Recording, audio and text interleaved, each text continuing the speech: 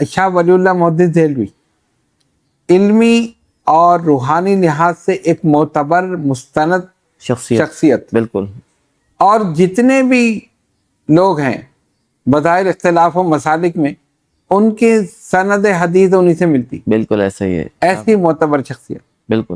تو وہ اپنی کتاب میں لکھتے ہیں کہ یہ 500 اولیاء اللہ کا وظیفہ ہے. واہ واہ، سبحان اللہ، ناد علی جو ہے سبحان 500 اولیاء اللہ کا وظیفہ. تو اب 500 اولیاء اللہ اس کو پڑھ رہے ہیں اور اس کے ذریعے روحانی ترقی، روحانی فیوز و برکات حاصل کر رہے ہیں، تو اس سے اندازہ کر سکتے ہیں کہ اس کی فضیلت کیا ہو، بے شک، بے شک، اس کا مقام کیا ہو. ایسا ہی. ایک دو نہیں، 500 اولیاء اللہ. اور خود شاہ ولی اللہ محدث دہلوی رحمۃ اللہ علیہ نے اپنی کتاب میں لکھا. تو اب آپ یہ دیکھ لیں کہ اگر کوئی اس کو عقیدت اور محبت کے ساتھ پڑھے گا تو انشاءاللہ مولا کائنات کی بارگاہ سے ضرور کرم ہوگا، اور اس کی مشکلات دور ہوتی ہیں. صحیح. اور ہم نے تجربہ کیا کہ یہ جس مشکل کے لیے، پریشانی کے لیے بھی اگر پڑھا جائے تو 101 مرتبہ روزانہ پڑھ لیں.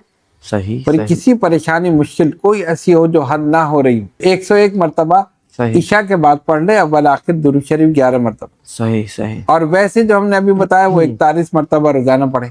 صحیح. صحیح. صحیح. تو لیکن پابندی ضروری ہے. اور دوسری یہ کہ جو منکرات ہیں، جو دیگر چیزیں، ان سے بچنا ضروری ہے.